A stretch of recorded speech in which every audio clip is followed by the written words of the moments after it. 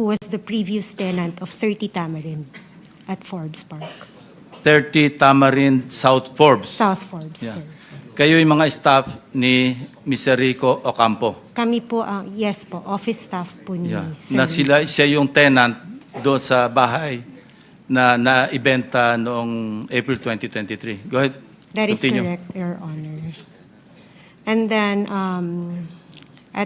during that time, January 29, we were CC'd sa email sa boss namin that we are being evicted January 31 at 3 p.m. Dapat nakalabas na kami ng place.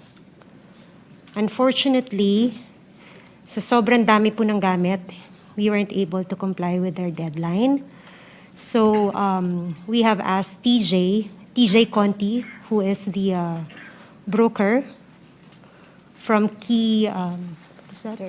Turnkey Properties. Nakipag-coordinate po kami to have an extension. And we were given until February 3, I think. That was already 2024 po. How did you know that that contractor being referred to by TJ Conti is actually Mr. Diskaya?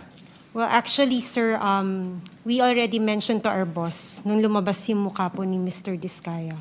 Nasabi ko, kamukha Saan lumabas ang sa mukha? TV po, when the flood control project is being brought up. No? During the hearings? Yes, during the hearings. Okay, so lang kung sino dyan sa among the resource persons. Hindi, lapitan mo na lang at hawakan mo na lang sa balikat, hindi magagalit yan. Your Honor, Excuse pwede me, po bang... you'll be recognized later. Okay. No? Tuloy lang natin itong proceeding muna. Sige, miss. Pareho kayo na ina-identify nyo na siya mismo yung kaharap ninyo na sinasabing ang may-ari ng bahay, si Speaker Romualdez, at kailangang umalis na kayo? Kindly answer, use the microphone.